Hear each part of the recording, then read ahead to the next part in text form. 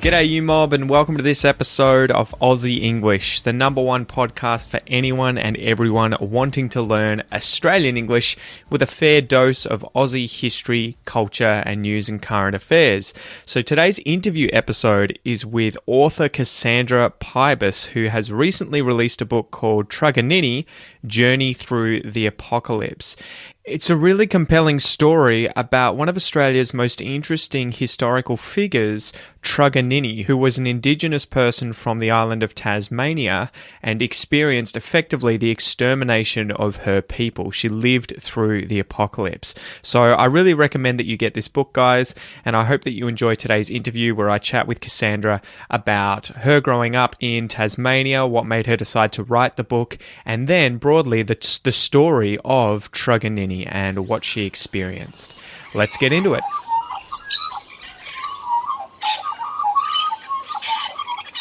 G'day guys, welcome to this episode of Aussie English. Today I have author Cassandra Pybus with us, who is the author of Truganini, Journey Through the Apocalypse. Welcome to the podcast, Cassandra. Oh, I love doing podcasts. So it's not your first time? Oh no.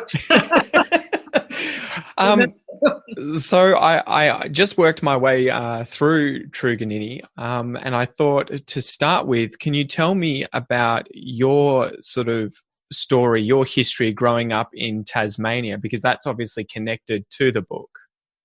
Well, yes, it is, insofar as I grew up in Truganini country, that my family were the original kind of settlers of that part of the world, Bruny Island and just across the channel at Oyster Cove, and that we moved a little further away to a little over the hill from Oyster Cove to what is called Snug and Lower Snug. And all the time that I lived in Tasmania as a child, and that was only until I was 10, I had no idea that was the case, because in Tasmania, you know, the Aborigines long gone. And you knew the story of Truganini, you know, the poor, last tragic victim. No, victim wouldn't have been the word for it. Tragic Aborigine. But the idea that she had a connection to my family, and that in fact for some time, many years, she'd lived right next door to my family, was something I only found out when I came back to Tasmania when I was in my 30s. No kidding. And I drove along. I decided I'd gone to the museum and I'd seen the pictures, and I thought I want to go down and have a look at that site. And so I went, drove, and it was in the process of driving through Snug and turning onto the old station road, which would take me to the old Aboriginal station, that I realised that this was a landscape I was very familiar with, and it was very emotional actually, and that the house where my grandfather had been born, where I used to go and visit my great aunts, was right next door to the Aboriginal station, was still there, and I had this extraordinary realisation that me and my cousins used to play on the site of the Aboriginal station, and that I remembered that there were kind of foundational buildings, and that we'd find bits of broken pottery and clay pipes and stuff like that. And the realisation that I had been so carelessly and carefreely playing on the site of the last of the tribal people of Tasmania was, you know, like, you don't have too many epiphanies like that in one life. And then as I was driving back along the road, I realised that I was passing the house that belonged to my uncle. And so I got up and walked in and made myself known to him. And he, my niece has come back, like as if I'd never been away. And he told me he was thinking of moving. And so I bought the house. And that's where I am now. Right, still here. On the old station road, and then set about the task of kind of recovering that story, which was the basis of my first book, Community of Thieves. Incredible. But it's been playing on my mind ever since, that I had to instead of writing about my settler ancestors and their friend George Augustus Robinson as the key kind of drivers of the narrative, which they are in Community of Thieves, although it's still very much focused on the Tasmanians, I wanted to burrow down into the story of this woman who has been sort of my companion in a way ever since I moved back here. I've been very conscious of her. This is her country, and my family lived on her land. They, in fact, were the people who got the land grant of her country. And I'd been waiting and waiting and waiting for someone else to write about Truganini, and they didn't. And so I thought, well, I better go for it. It was very difficult. It's been a difficult project. It's difficult because the source material is so problematic, and it's difficult because it's a fine line to tread, really. Yeah. I can't attempt to get inside her head and speculate about what she feels or how the apocalypse is really affecting her. That's not something that I can do. She didn't keep a diary. She didn't write letters. You know, I've got very little material, and so it's an attempt to try and make. I'm really mostly looking through the eyes of one man in particular and a couple of other men who wrote down things about her. And so it's an attempt to kind of turn the lens around from them so that I'm trying to get a sense of what she was seeing, what she was doing. It seems to be pretty difficult, right? Because a lot of the source material back then was obviously written by colonizers or by the Europeans that had settled Australia and come over here. And so that the hardest part is that you have to kind of take it with a grain of salt, right? You don't know if it reflects true events as they happened objectively. Well, you know they don't. Yeah. But the interesting thing about George Augustus Robinson, who is the major source, is that he is an early ethnographer. He wouldn't have known that was what he was doing. But you know, he is a true ethnographer. At least in his early journals, he's writing everything down because he's fascinated by these people. He's really in awe of them. He deeply cares about them. He's not just exploiting them, although of course he is exploiting them. He's not just exploiting them, and so he's paying careful attention. And so, insofar as we know a bit about the First Nations of Tasmania, it is largely down to George Augustus Robinson that we do. And insofar as we know anything much about Truganini that isn't just fantasy and mythology, it's down to George Augustus Robinson. And so it's trying to read across the grain in terms of he's looking at her through the eyes of someone who is curious and sees this as an ethnological project, but he's also an evangelical Christian. Yeah.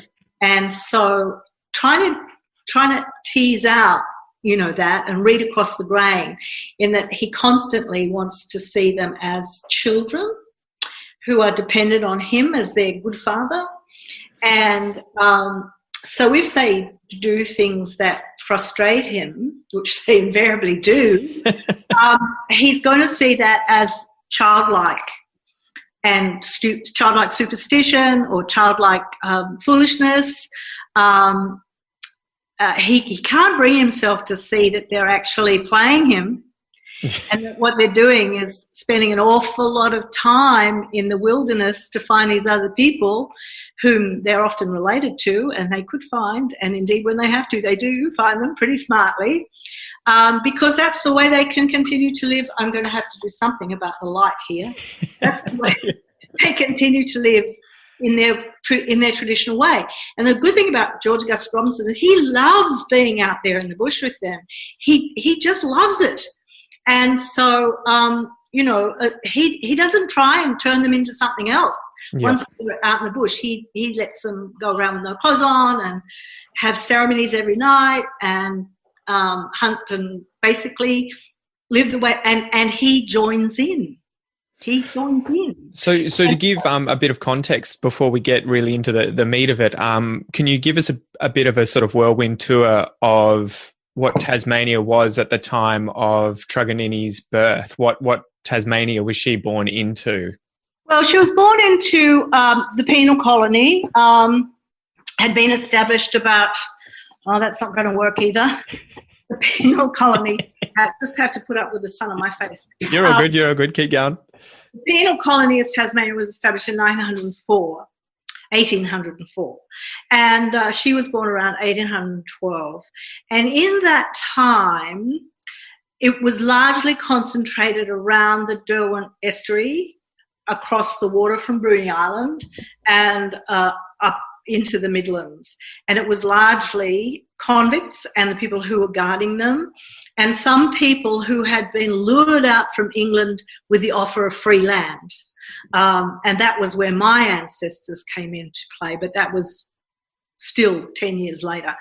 So at the time that she was born, the impact of European colonisation had been felt even on Bruny Island, because even before the British penal settlement was established, the penal settlement in New South Wales, in Sydney, runaway convicts from there and deserting seamen and people like that had started to come down to the southern waters to hunt for seals. Yep.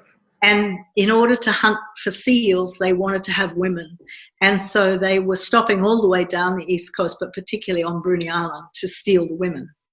And her mother was obviously a victim of that process. They didn't take her mother, they killed her mother, but they did take her two sisters.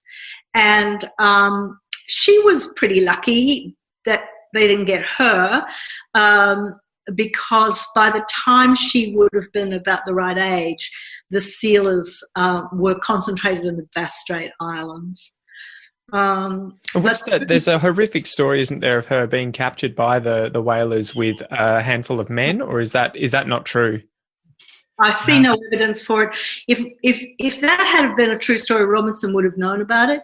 And he loves stories like that. He would always write down stories. He just hated these men. And so he'd always be looking for terrible stories about the terrible things they did. And so there's no way that a story like that would have escaped his notice. He certainly wrote about what happened to his sisters. And also the elders of her clan, presumably including her father, who was the senior man of the clan, actually went to Hobart to complain to the governor about these sealers stealing their women. Yeah. And so that story didn't, convicts, everybody knows who convicts are. It's a carceral state. They're under surveillance all the time. Yeah. The idea that convicts could have been murdering people and got away with it and nobody known about it. It's just fantasy. That's not what happened. It's as if you've got to make up really terrible things happen to her, as if what had happened to her wasn't bad enough. Yeah. Like, you see it in America too, in slavery. I used to write about slavery, and you'd see this kind of narrative there all the time as well. This kind of dwelling on the violence to the black body is a kind of form of voyeuristic pornography. And I just dislike that story very much, because I don't see that she was the subject of rape. I see that she was engaging in a transactional sexual relationship with transient sealers and whalers on Bruny Island and woodcutters, which was preferable, as it turns out, to the kind of charity that she was being offered by George Augustus Robinson. He could never get over the fact that she preferred to be with these whalers who would come seasonally to hunt the whales, with him who would look after her and give a close. That was going to be one of my questions later on, but obviously we're touching on it now. What was it about these men that, in your book, and I think in many other accounts I've read, seem to be some of the most evil people in Australian history, the whalers and the sealers, in terms of the brutality that they showed Indigenous people, especially the women. Showed Indigenous people brutality. I think one of the interesting things about George Augustus Robinson is that he didn't. But that's what I mean. Like, why did she then go to? Was it a form of Stockholm syndrome, or was Well, it? I think that it could very well have been, but it was a way of knowing that she had some power in that relationship, and that she had some agency in that relationship that she didn't have if she was just going to, hang on the,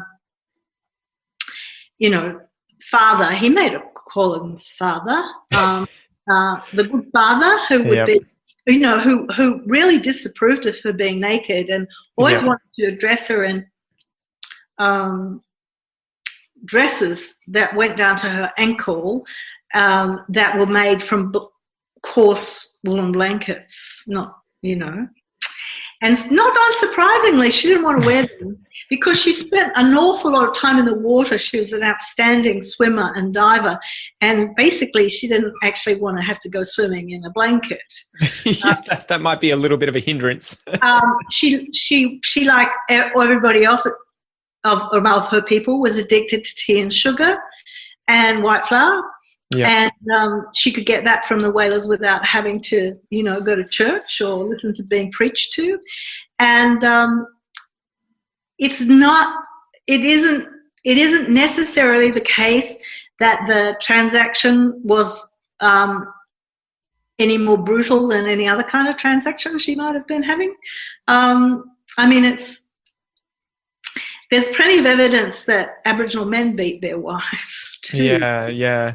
And so this was a transaction over which she had more control than she certainly would have, being dependent on the government's goodwill. And also, she's not alone in doing this. This is one of the reasons why we have an Aboriginal community in Tasmania today, is the women who were with these sealers on the Bass Strait Islands, who certainly had a pretty bad reputation, preferred to stay with him than go with George Augustus Robinson. Yeah, it's an opportunity, they would go back to them. Do you think that part cannot escape from? Do you think part of that too was that they felt the pull of George Augustus Robinson in terms of his wanting to civilize them and really push his religion on them, that they were just sort of pushing back against that more so than, like, there was the kindness, but there was also the, you need to give up your culture, your language, everything about you. Has everybody pinned up on Flinders Island? That's the process. Yeah. And he's under enormous pressure from the evangelical governor, George Arthur, to do. Christianizing them is the thing that's most important, right?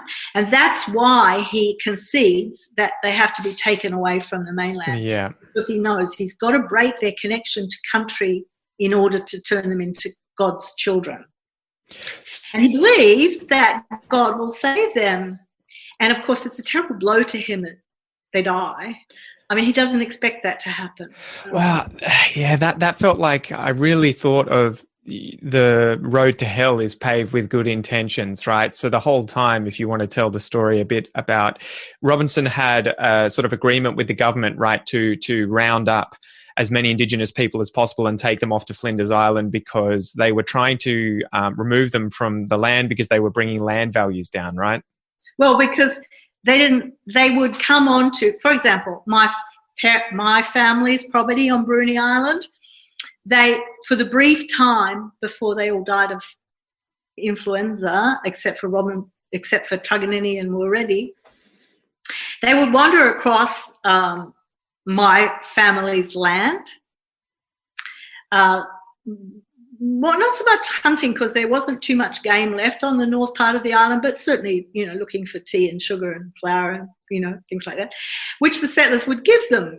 Again, my family saw themselves as being kind and thoughtful when they came onto their land. But if they had have tried spearing a sheep because they were hungry, they would have shot them. End of story. Yeah. And they would have been perfectly justified in doing so, because it was their property. And so that was the problem. The problem was, you get them off our land or we'll kill them, we'll poison them, we'll shoot them. Now, Robinson was very aware that was the prevailing notion Yeah. I'm not saying that my family would have done that because they were never pushed to that point. Basically, the Indigenous people had all but gone by the time they arrived, and then within months they'd all gone. But in other parts of Tasmania, they would have what was that was the period known as the Black War, where the First Nations people were fighting back, because if they did spear a sheep, they would be shot, and they wouldn't be just one person would be shot. They would hunt them down at their camps and shoot the lot. And so the governor, wishing this not to continue to happen because white people were being speared too and killed, wanted to move them out of the settled districts. Now, that meant sort of getting them into onto the west coast and into the northwest corner, and the settlers weren't going to have that. They didn't want them there at all. Yeah. The idea was, this is ours. My family got over 2,000 hectares of prime real estate for nothing.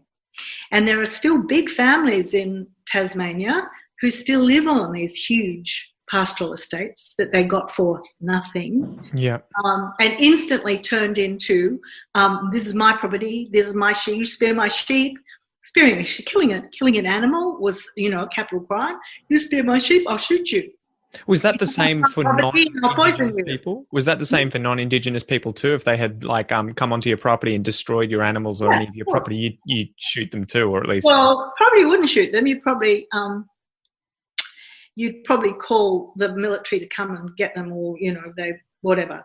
But basically, if you were to look at the criminal record of the day, you would find there would be kind of emancipated convicts and runaway convicts, so-called bushrangers, who would be tried for capital offences of stock.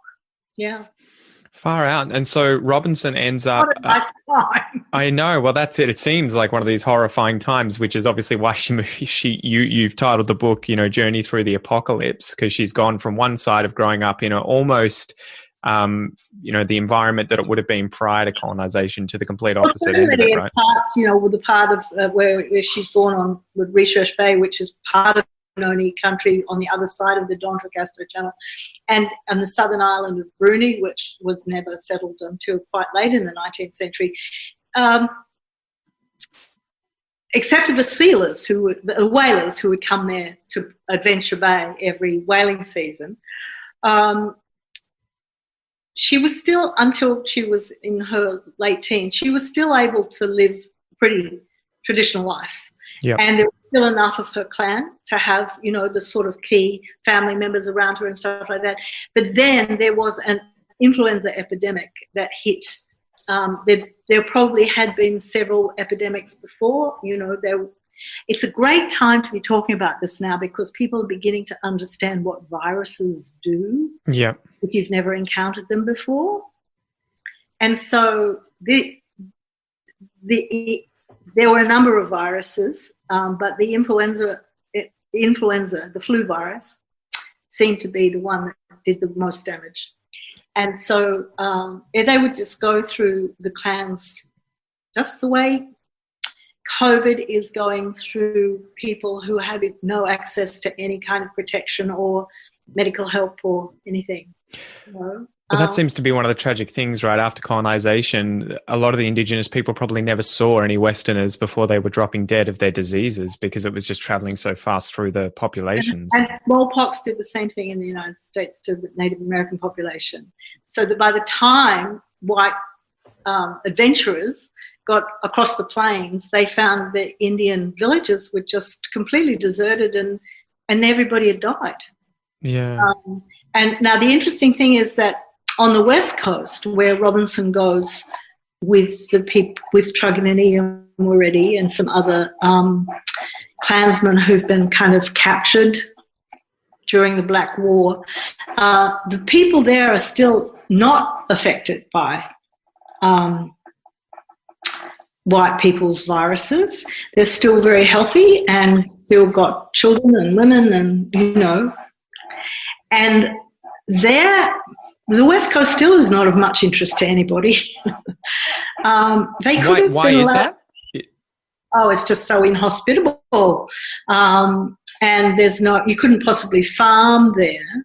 And so it's only really been of interest to people for mining mineral. Yep. Of course, and even that, and that didn't happen until well into the 19th century. And so you could have blocked it off. You could have said, the West Coast is out of bounds. Yeah. But that wasn't the choice that Robinson made, because after a few years of doing this, walking around Tasmania, persuading the remaining clans that they should trust him and believe in him and he'd look after them, that he would be so greatly rewarded for being able to say there's none of this vermin left. There's none of these none of these pests are still on the island of Tasmania. I got rid of them all. So that's really how the government would have seen it at the time, of just, we need to get rid of this. Not the governor, because the governor, as I said, had a kind of particularly Christian, evangelical Christian bent. But it was common talk in the newspapers amongst the settlers that these savages were just vermin. And the word that they used to talk about what they should do was extirpation, old-fashioned word, but it means exterminate completely. And it is, in the 19th century, it was used to talk about getting rid of wolves or rats. It sounds like something that Hitler would have used to talk about the Jews, right? Well, that's the territory we're in. Yeah, absolutely. Yeah. And if Australians fool themselves absolutely and completely if they think otherwise. That was the territory we were in. We get rid of them. Now, how you got rid of them, well, out of sight is out of mind. But certainly, as long as they were on the mainland of Tasmania, on the island, you would get rid of them by whatever means. What was the motivation or drive to get rid of them in a peaceful way in the end? I mean, because, they'd had the Black War raging. The Colonial Office would come down on them like a ton of bricks, because they understood, these are colonial officials in charge of this. The settlers, they would have killed them. Yeah. Given the opportunity. I feel quite confident about that. And Robinson believed that utterly. That's one of the reasons he did what he did. He genuinely believed he was saving them, but he wasn't, as it turned out. The thing is that George Arthur is a colonial official. He's going to move on, right? Yep. He's answerable to the Colonial Office, who've made it clear, who are all evangelicals, as he is, and the evangelicals are running the anti-slavery movement, and they've turned their attention to Indigenous people. Now that the slavery is over, now we've fixed up slavery. And so the stain on the reputation of the British government, if they allowed a genocidal project to be carried through to fruition in Van Diemen's Land or any other part of Australia, was, they were under a lot of, they understood that they couldn't do it, but they also understood they were a long way away from London, and that they could tell their masters in London that they had come up with this much better solution, which was to put them on this really nice island in the middle of Bass Strait, which surprisingly enough nobody lived on and hadn't lived on for thousands of years, and turn them into Christians, which of course went down immensely well, because this is a Christian-driven project. So these men are all convincing themselves that they're doing God's work. Yeah. They're doing the right thing. Now, some people would argue, and I think Henry Reynolds is one of them, that, I know he is, that this isn't a genocidal project because it's, the intention is not there. But I'm not so sure about that. In fact, I don't accept that, because I think the intention is there. The intention is to get rid of these people. The intention is to make them become extinct. They talk about their extinction all the time. They can't wait for them to become extinct, because then they'll be valuable. And are they thinking of extinction in two different ways? You can have a genocide where you wipe them out by killing them, or you can just breed them out by causing them to integrate into society and effectively forcing them to become Christians and intermarry and everything like that. I'm not interested in them intermarrying. No, far out. No. And one of the reasons why Robinson looks with such a cold eye on the relationship that sealers have with their Aboriginal women is he's never going to see those relationships as being anything other than cruel slavery and exploitation.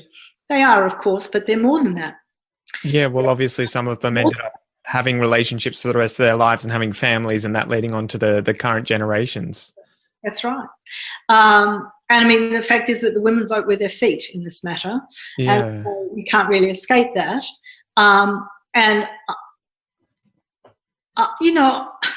He's talking about these about to become extinct people, even before he goes to Flinders Island.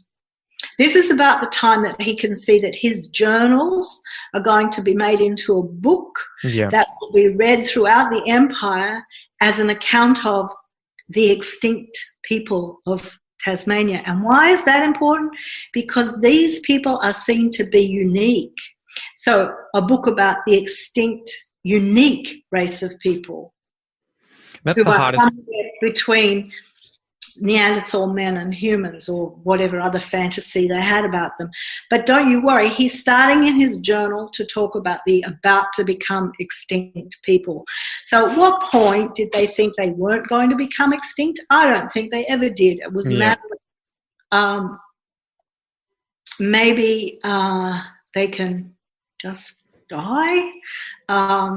You see it in the writing of the colonial officials in South Africa during the Boer War, in terms of the Boers in their concentration camps. You just let disease run through them, you let them die of illness and starvation and disease. Yeah. Well, that was one of the most difficult. And we won't be accused of genocide. Well, that was one of the most difficult things to swallow. So I guess a bit more background, that there was the Black Line, right? Can you tell us a bit about the Black Line, and then how Robinson ended up kind of using that to show his worth? It was a crazy idea. As Robinson pointed out, and at least one newspaper editor, but otherwise everybody was really enthusiastic about it.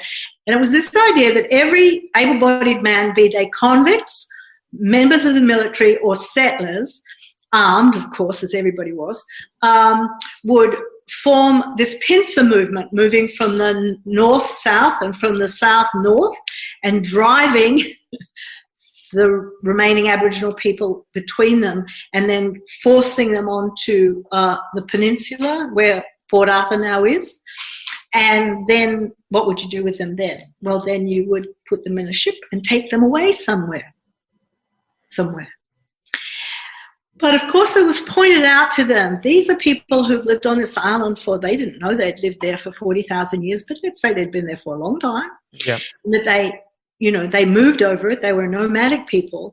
And the idea that they could be caught between, two lines of, and they made a terrible, as I talk about in my book, it was a terrible environmental disaster apart from anything else, because they cut down all these trees and they didn't do anything, because of course the Aboriginal people could just slip through these lines. And, I mean, so how effective was it in the end? It was effective enough to drive them into Robinson's arms. It was effective enough for them to understand how determined the colonists were to get rid of them. And that the promise that Robinson held out to them, that they would, to the chiefs that he met with, that they would be allowed to stay in their own country, but in a confined, You're right. in a confined space with a good white man like him to look after them was enough to persuade them that they would give themselves over to his good graces, and that he promised them that they could talk to the governor and that they could do a deal with him. Now, this is the idea of them having a treaty. Well, yes, I think it's a verbal treaty. I think that's what happens, and that they were utterly betrayed. Yeah. But the Black Line did have the effect of making them make such a deal in the first place. And it only managed to catch an old man and a young boy, right? Even though there would have been hundreds of Indigenous people. They didn't exactly even catch them. I think they persuaded them to be guides for them. Oh, really? But they also persuaded the great chief Mana. Well, they didn't persuade him; he persuaded them. The great chief Umara to act as a guide for them, because he was busily trying to get from one place to another and didn't want to be shot, and so that was the obvious. And he'd worked as a guide both for Robinson and before that for other people, and he spoke some English, and he offered him services to them, and that was a way to get through the line, basically. Yeah. He wanted to go. So that my understanding is that the boy and the old man had been co-opted as guides. Far out. So they never actually caught anybody. And it was one of the most expensive military operations before the 20th century or something, right, on Australian soil. It's just absolutely ludicrous. Absolutely ludicrous. And in my book I talk about the fact when the Robinson and his group are walking back down the east coast and then coming across to Hobart, they come through this area where the forest has been completely denuded, and there are all these huts that have been built, including some for the gentry, where they're actually huts with a veranda and chairs and tables and where they would sit and wait for the black fellas to be driven toward them. So all this stuff had been paid for to be made. Yeah. And, one clothing and rations and, it went on for months. And so it was just ludicrous. It's very funny, except it's not funny, because what it reveals, and Robinson, when he comes out of the wilderness to Launceston, just as it's about to start, writes to his wife and says, extirpation is the word you hear on everyone's lips. They can't talk of anything else. Mm. And so they were just so excited about it. I mean, it was the best thing that could have happened to them in a long, long time. Life wasn't, like we get rid of all of these savages and we'll have this grand adventure. Yeah, it must have been. Yeah. It must have been insane, because apparently I heard from some of the documentaries I was watching, there was lots of noise and people were just going nuts and partying and running around the bush, for, as you say, months. All of that. Yeah, absolutely. What happened to Robinson after that, though? So he manages to get about 300 people, right? And the government end up sort of being like, all right, well, I guess this is the way that we're going to do it. We'll reward you. Well, yes, the thing is, everybody was, he in 1834, he could, 1835 actually, early 1835, he could announce that there were no Aboriginals left in Tasmania, that he got them. There were, of course, were the 13 people who belonged to him. Yep. Who were with him, including Truganini, and so that he would he put them all in this island where he seemed to think that they'd be able to become farmers, good Christian farmers. The fact that there was no decent water source and it was very poor land for pastoral purposes didn't seem to be worrying anybody too much. The major concern that the governor had was that they had a minister, that they had a catechist to teach them about God. Not that they were being properly, not that there was a decent water supply, not that they didn't have to drink salty water, not that they had to, that they had no source of fresh, soon all the game had gone, they had no source of fresh meat. None of those things seemed to bother him too much. The thing he was constantly on Robinson's case about was the catechist. There had to be a minister there. There had to be somebody teaching them about God. And that the children had to be taken away and sent to school in Hobart so they could be properly Christianized without the heathen influence of their parents. So was that the very beginnings of the stolen generation, effectively? Although, yeah. And no, it wasn't. You could say that happened with Lachlan Macquarie and the Aboriginal establishment in Sydney. It goes along with colonisation everywhere, actually taking the children away. Yeah. It's just the easiest way of effectively bringing them in. And of course, you can tell yourself that you're doing it because we want to help them. The group of them is to make them Christians. Because why? God will look after them, or when they die, they'll go to heaven. Well, I found that really hard to battle with, and especially especially in light of recent events in America that's come over into Australia. I've had a lot of conversations with people, and it seems that Christianity is never anything that the Indigenous population or the European and immigrant population of Australia ever really hold responsible for having a big part in decimating Indigenous culture. That's because they became Christians. Yeah, and that's the weird... 100%. It's a bit of a conundrum, actually, but a lot of the First Nations people in Australia are committed Christians. Yeah. And have been for generations. Well, and I think it's the same for the Polynesians, right, as well. Absolutely, and Native Americans. And so, and slaves also, by the way. Yeah. And so I know more about this because I thought about it in terms of 18th century, early 19th century slavery. There is, of course, stories in the Old Testament which are very appealing to slaves about how God led the Israelites out of slavery. Yeah. But it's more problematic in relation to Indigenous people. But missionaries, and Robinson as an early missionary is this, fits this mold. Missionaries did try to protect Aboriginal people. And not all mission stations were concentration camps. And that, the comfort could be found in church ritual.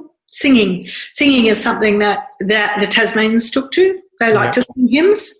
I don't think there's any evidence that there's evidence that the children grew into a Christian faith, but there's no evidence that any of the adults really took on Christianity in any serious way. But they did like to sing. And because they weren't allowed to sing their own songs, of course, they weren't allowed to have corroborees or anything like that. They did in secret, but they weren't. Well, and that seemed to be one of the most pathological things. It was kind of like, look, we're going to save you and, make you Christian, but you can't speak your own language. You can't do any of your rituals that you used to do. And it's like, guys, like I felt for the Indigenous people, it's like, don't do it. Don't do it. Well, you see, this is a 20th century or 21st century point of view. For early mid-century, mid-19th century evangelical, this is all the work of the devil. All this, these are the devil's children. Somehow the devil controls them. When there was an interesting... Whatever they might use, whatever they might say about, their spiritual world and the forces within it, it's the work of the devil. Well, he played off that, right? Because they had their own equivalent of the devil that he learnt about. He never fully understood, and it's very hard for us to understand what their spirituality, because we can only see what he has told us about it. But certainly he's not alone in this. This just goes with the territory. This is how they see it. They see Indigenous people as being sunk in savagery and evil, because the world is divided between God and the devil, and so these are the devil's children, and so they're saving them from the devil, and so you can't allow them to engage in the devil's routines and the devil's rituals. Doesn't make sense to us. Yes, yeah, but that's the state of mind, at least at the time. It's a profoundly cruel thing to do, to deny people in duress, in terrible, terrible circumstances, their capacity to practice their spiritual, cultural practices is shockingly awful thing to do, but they didn't see it that way. They never see it that way. So he ends up getting the 300 Indigenous people on the mainland of Tasmania together, right? Gets them together and moves them to Flinders Island. What happens exactly to the number that he ends up getting to Flinders Island, and how is their life? Like, how do they see life on Flinders Island? Do they kind of realise that, it wasn't worth it once they get there? They never wanted to go there in the first place. He tricked them to go there. Yeah. They didn't agree to go off to an offshore island. They never agreed to do that. He tricked them. And he knew he was tricking them, but he thought that they would forgive him because their life would be so much better. It was the lesser of two evils, was it, in his mind? Mm-hmm. And that he would bring them to God, and that would be the best thing, right? The best thing. It's really hard to get your head around the way a 19th century evangelical Christian thought, or they're not even evangelical Christians, any kind of Christian really. And so, a small sin in order of untruthfulness and betrayal was traded off against the greater glory of bringing these poor benighted heathens into God's grace, which he failed to do. And dozens of them died, right, before they even got to the island. Oh, yes. Well, again, COVID, let's just use the COVID analogy. Yeah. COVID is still live. They have no resistance to it. They're going to die. This story about dying of broken heart, they were traumatized. There's no doubt about that. And trauma has got a huge physical as well as psychological impact. But let's be clear about this. They died because they were subject to no social distancing, no social isolation. Ships would come in with their crappy supplies from Launceston full of viruses of one sort or another. Men would still seek sexual favours from the women, and they would be carrying gonorrhea and syphilis. And the water was salty. The water at Flinders Island was brackish. They didn't have decent fresh water. And the rations were food that they weren't used to eating. Salt beef. So they had this high salt diet. They were physically traumatized. They weren't allowed to practice their own health regimens. They weren't allowed to practice their own spiritual practices. They were made to wear clothes which harbored vermin and which would get wet because it rains all the time. And then they would have these wet, sodden clothes on their body. And so, not surprisingly, they get sick and die all the time. Yeah.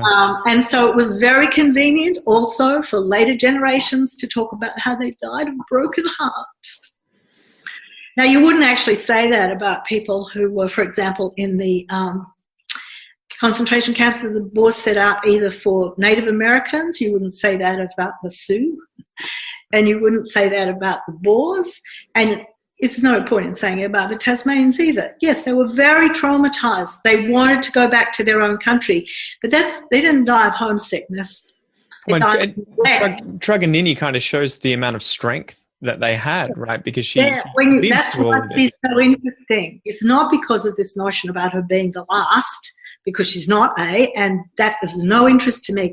What is interesting to me is here is someone who negotiates her way through this appalling set of circumstances to live a long life. She dies when she's nearly 70. That's amazing for a 19th century woman. Let alone an Indigenous woman. Yeah. And she shows that adaptation, it was possible. She shows that, given the right she lived in her own country for the bulk of her life. Something that people don't quite understand, but that the Aboriginal station at Oyster Cove was her country. Yeah. And almost daily she'd go across to Bruny Island, which was absolutely her country. And so that she's got that. She's been able to develop good relationships with the settler class. And she never loses her sense of who she is, her sense of what her spiritual beliefs are. And she goes out on these big, long hunting expeditions right almost to the end of her life. Yeah. She's still living as much as she can a traditional life, and she isn't a Christian. Before we get into that, I remember reading the quote from Robinson. I think he said, "Better they die here, where they're kindly treated, than shot inhumanely and destroyed by the depraved section of white community."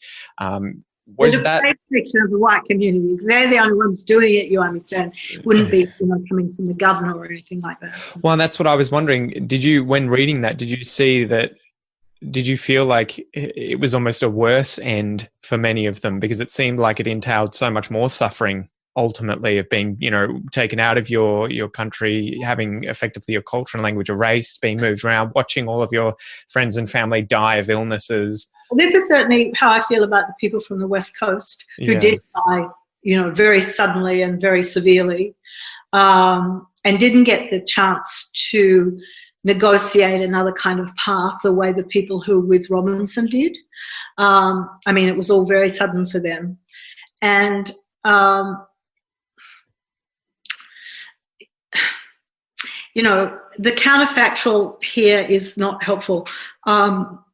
The issue is that the colonizing process was toxic to Indigenous people in Australia. I think we all agree about that. It was particularly bad. It was particularly tragically awful in Tasmania, because Tasmania was an island. There was so much more isolated, right? Well, you could clear them. You could round them up and take them away. Yeah.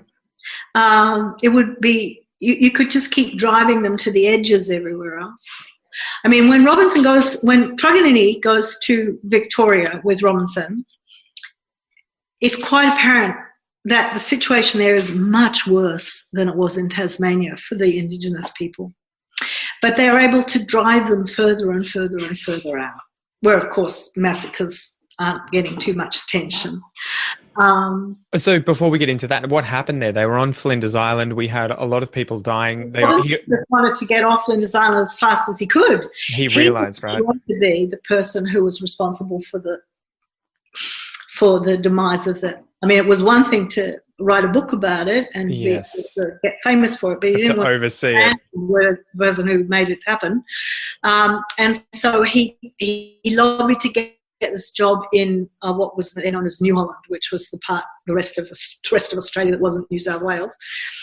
And so this new settlement that John Batman and other Tasmanians had established on freaking Faulkner, right? God damn it, Faulkner. Yeah, it's quite funny.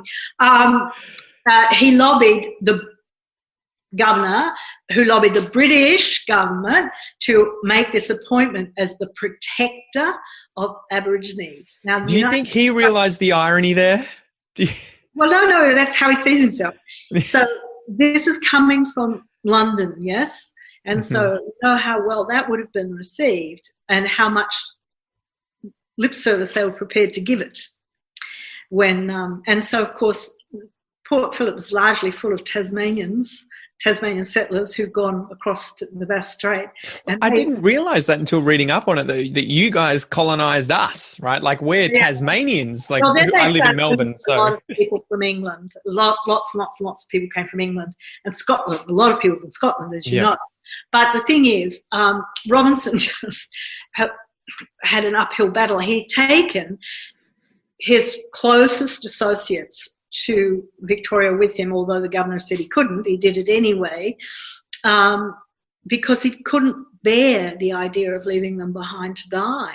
Well, this was the weird thing. I kept seeing Robinson. I'm like, is he good? Is he bad? But Oh, then, yes, of course, that's the issue, isn't it? yeah, and in At the this same time. situation, he was allowed to bring over what, a handful of servants or something. He brings over 14 of them. And I think four of them were ready. Truganini were ready, and were ready's two sons. That's the family. But of course, he brings all the others as well. Yeah. And then he has this long battle with the colonial authorities who won't pay for them, who won't feed them.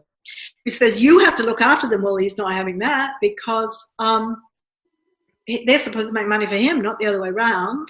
Yeah. And so then he basically abandons them. And that's when they end up wandering around Victoria doing strange things, including murdering a couple of white men they stumbled across and thought they were the other white men that they were trying to kill. Yeah, can you kill white men. Can you touch on that story, please? Because that was really interesting. Before, obviously, they end up back in Tasmania, and things kind of, Well, Robinson really did not provide these people he took over with any capacity to make a life for themselves there. I mean, they're completely alien. They've got nothing in common with these people. They get on with the clans around Melbourne okay. You know, it's not as if they have pitched battles with them or anything like that. And they can't even communicate, right? They have to communicate with English. Their languages are completely different. But they aren't in Tasmania. They're not in their own country. They're not with, there's only the handful of them. And so they, every time Robinson goes off to be the protector of Aborigines in Gippsland or wherever else he's going to go to, the Western District, they basically run away. And Robinson's sons try and catch them and bring them back again. It doesn't always work. In the case of one young man who's known as Luckley, and the white settlers called him Isaac, he never came back. And stories started to circulate about him. He was seen by a number of settlers they sometimes work for settlers. Settlers liked them. Well, they spoke some English apart from anything else, and they were used to white people.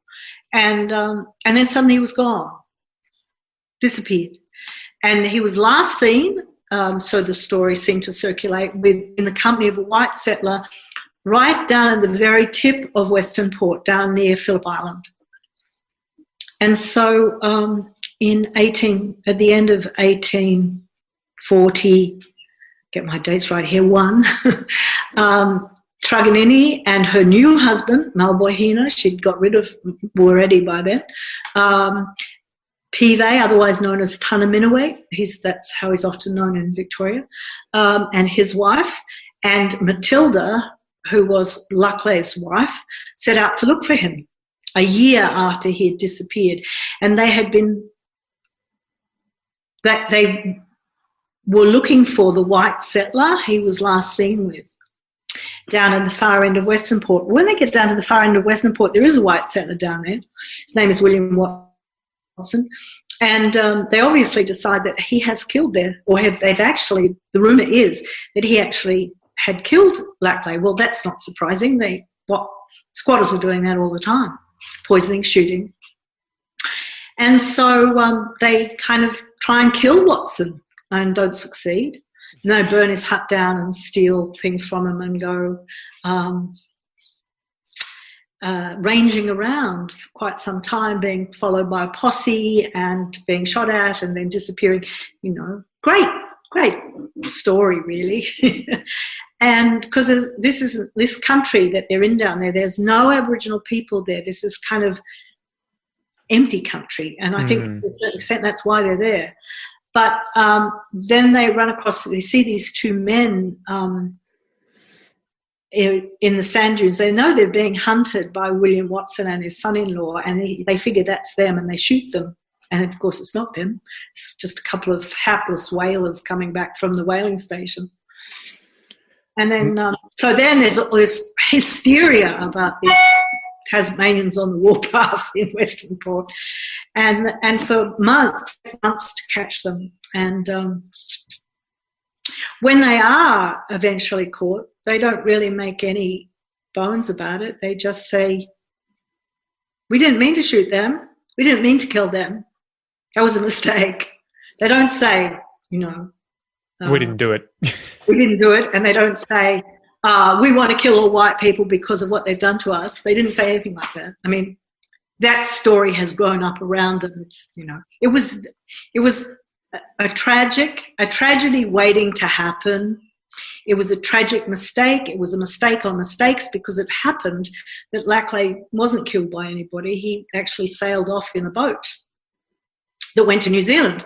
Yeah. But nobody knew that. And so you had this terrible set of circumstances. But the thing that sets that set of circumstances in train, which was not lost on the settlers in Port Phillip, is that Robinson brought these people over to Victoria where they didn't belong and just abandoned them. Yeah. And so the women were found not guilty of murder, mostly because Robinson said, you know, they just do what men tell them to do. They've got no minds of their own, which is hilarious. One thing about Truganini, who definitely got a mind of her own. And they were sent back to Flinders Island, the women, and the two men were hung in the first public hanging in Victoria, which has got its own memorial now. It was interesting to see their different take on it, right, too, because both the men, it seemed like, I think it's Pivet is like, yeah, screw you guys, whatever, like bring it on. And the other gentleman was kind of terrified. Malboihina. Well, he's much younger and he's terrified, yes. But the thing is, you see in Pivet that that stoicism that displays the whole time. He never talks, he never says anything. He doesn't admit anything apart. When he asks for nothing to go over the head too, right? He's just like, hang me without a mask. Go with this. I'm going back to my country, basically. I'm going back to my country. I'm going to see my father again. We'll go hunting together. This is part of their belief system that when they die, they go to where their ancestors are. And so it's been coming. He's seen a number of his friends die. All of his family is dead. It's his turn now. So huge fatalism about it. Whereas Malboihina is kind of suddenly thinking, maybe I should be a Christian. Maybe God will save me. Anything rather than have to kind of be hung up in front of all these people and strangled to death.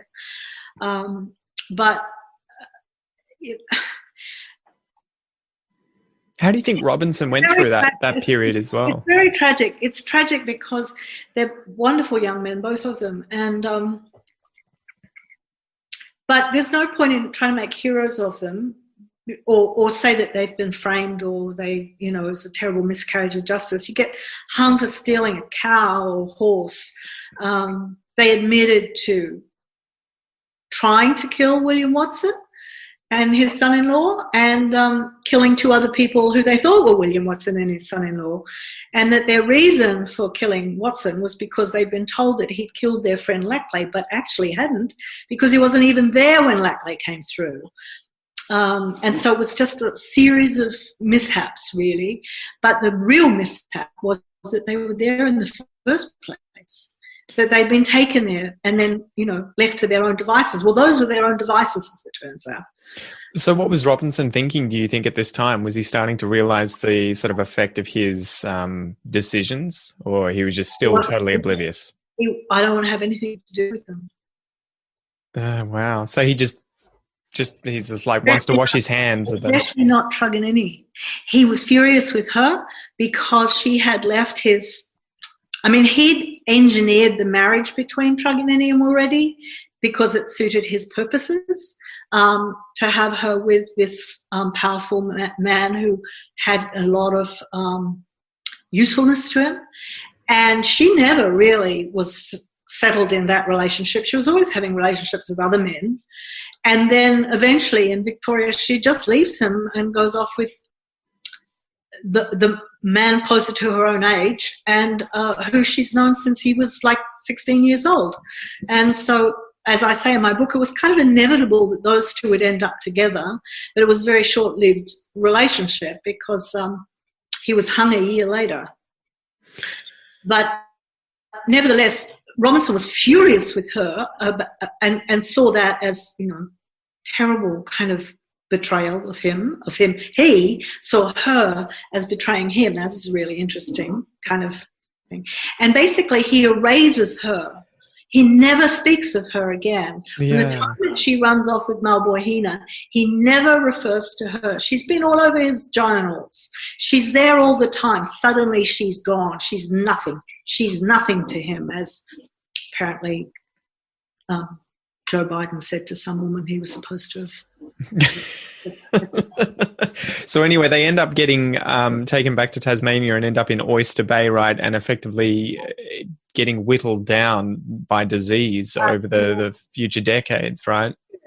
Until, of that group of people who had surrendered to Robinson, she is the one left.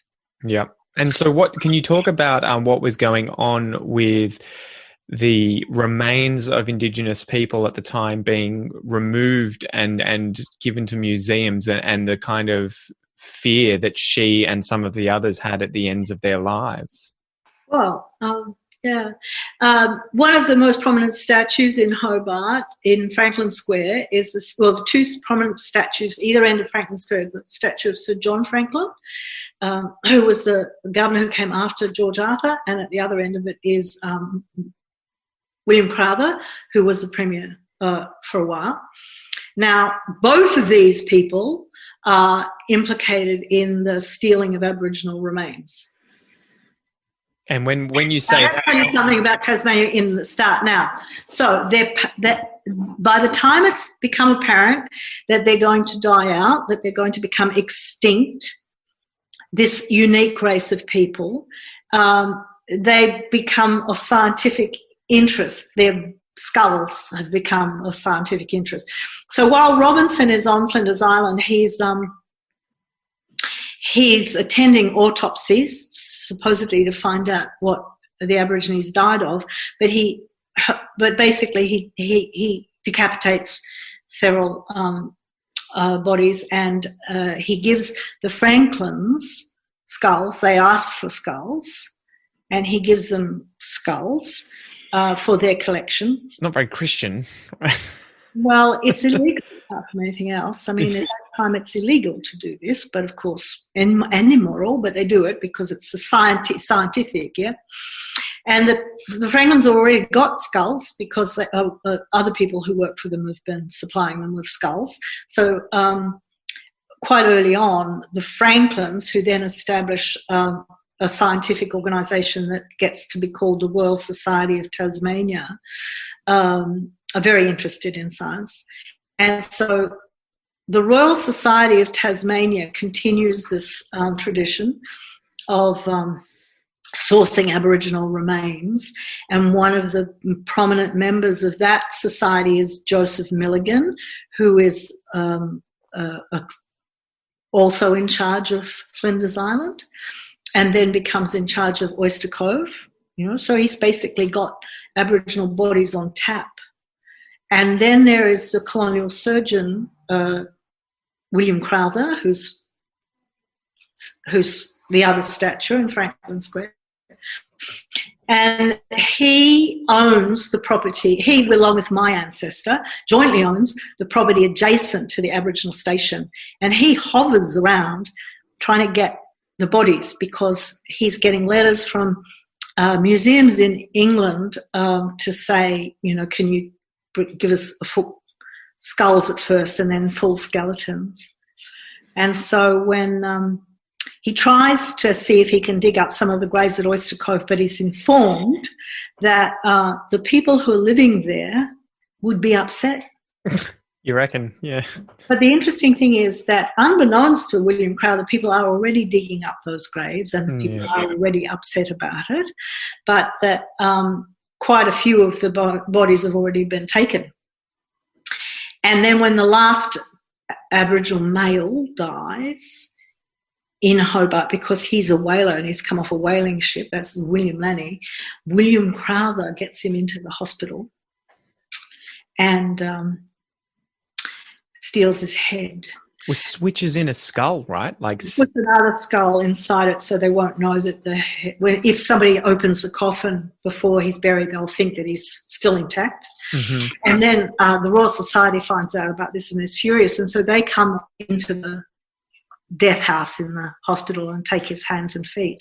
Why take his hands and feet? Well, because they won't show in the coffin either.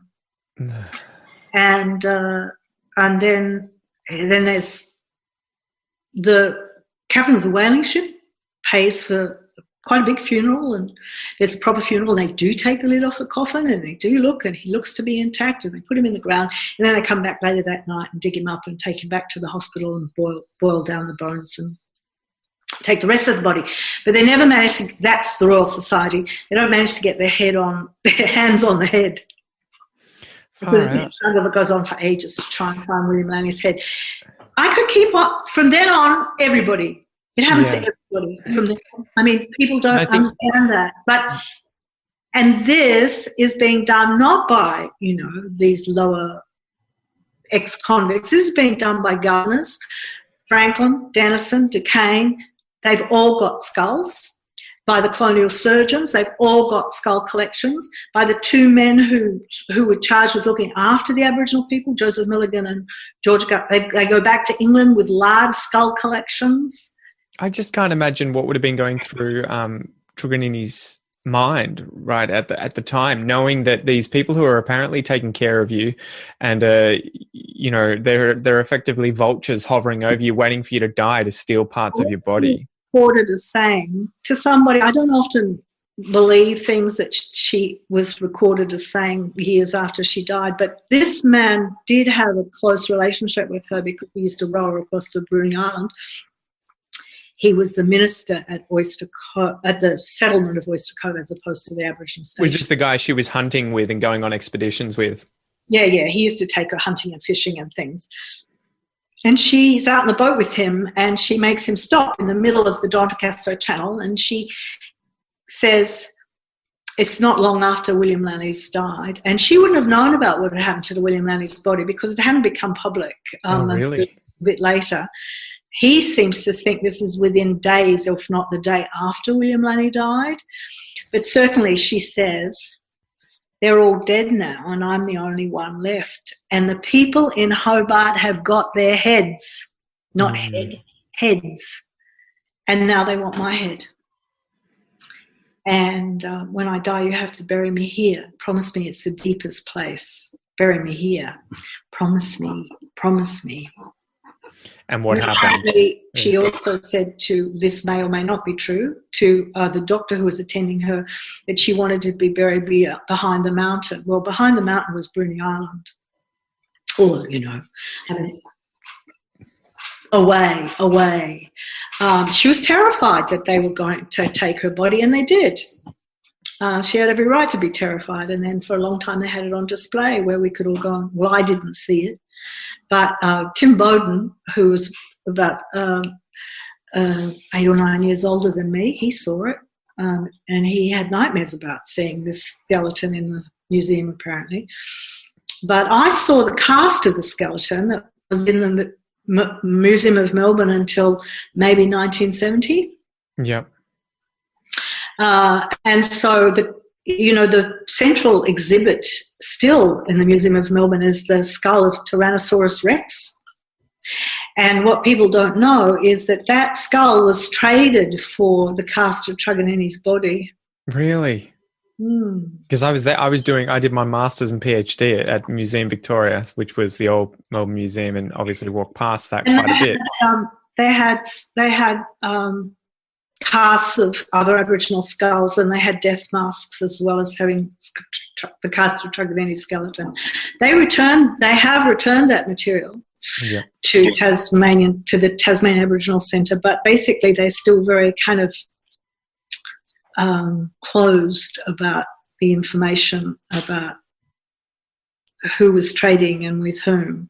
But the records of the Melbourne Museum clearly indicate that the and the records of the American Museum at the same time clearly indicate that central exhibit they're so proud of was traded for the cast of Truganini skeleton. Yeah, it's one of those things. It's kind of like as soon as you lift the lid on it, it's a very, very sort of shameful and embarrassing. Sorry? That's what my next book is all about. Ah, okay, brilliant. Because I know I'd learned sort of about this trade when I was reading, I think it was about Pemulwuy and his head being removed and then sent to the British Museum. And I think recently it was up in the news where Prince Harry or whoever it was saying that they were going to do everything they could to find it and repatriate it, but that obviously they couldn't find it. They don't know where it is. They can't find William Nanny's head either. No. But of course, I'm just adding it up. I mean, they dug up the graves on Flinders Island as well. And so there's there's an enormous amount of Aboriginal remains that were in private collections that we haven't been able to. I don't know what happened to Robinson's collection. He gave one skull to Barnard Davis, and that would have ended up in the Royal College of Surgeons with his collection. But he had a whole lot of others. And Barnard Davis, who's a big collector, tried to buy them from him, but from his family when he died, but he didn't get them. So, one of my tasks is to try and find out what happened to George's skulls. And Lady Jane Franklin gave her skulls to the British Museum, who in turn gave them to what became the National, I don't know what it is, some other museum that looks after the, remains of things. Yeah, well, the good news, I guess, is that a lot of them are being repatriated, right? And as far everything that almost everything that has been able to be identified, because Michael Mansell, God bless him, got onto this very early on in the 1990s and just really went to town on it, so that basically the Tasmanians got almost everything back. But I understand there's still material in Oxford and in Cambridge and in private collections, no doubt, in France, in Belgium, and in America. Yeah, in Philadelphia. Yeah. So I guess the good news is that Truganini's remains were cremated 100 years after her death, right? And then the ashes were spread in Doncaster Channel, as she had asked. That's right. Exactly. So yeah, no, that's good. That's good. I mean, we've kind of dwelled through this whole conversation on this terrible, terrible, terrible story. That is not what my book is really trying to do. That's the apocalypse, yes? Yep. I'm interested in her. I'm interested in her life. She had a life. It was a real life. It was a complicated life. She made the best of it. She had a good life. I think she would have thought that under the circumstances she did as well as she possibly could.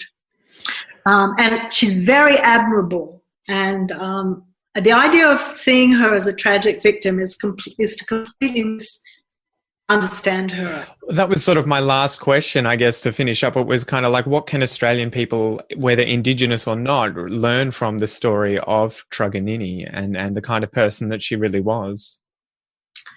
Well, I think that we have to value First Nations people. We have to value them for being the First Nations people of this country, the first people of this country. We have to value what they value. We have to value what they believe. We have to see how important they are to us, and not try and turn them into being like us and saying, well, you're just Australians like we are. And that, you can't have any special privileges like, being recognised as the first Australians. And that we should listen to them when they say, this is important to me, this is important to us. It is important that that our strong connection to this country is recognised and respected. Not good to ask, is it?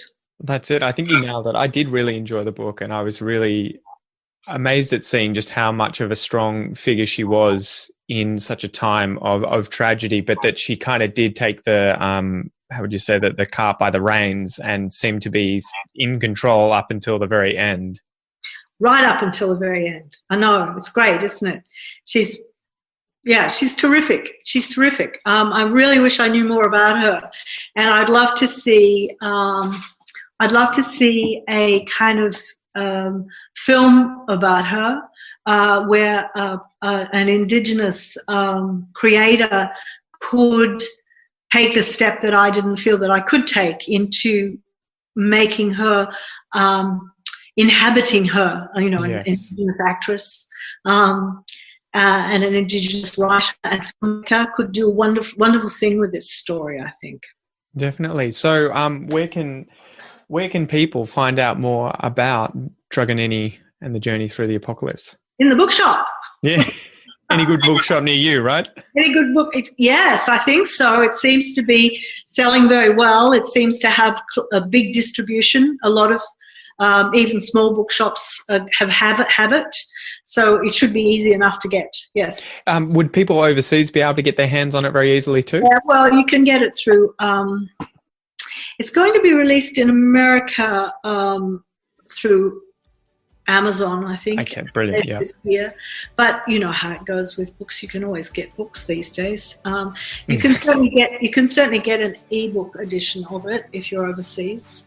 Anyway, Cassandra Pybus, thank you so much for giving me so much of your time today. It was fun. Right. I enjoyed it. Thank you. I appreciate it. Cheers. Bye.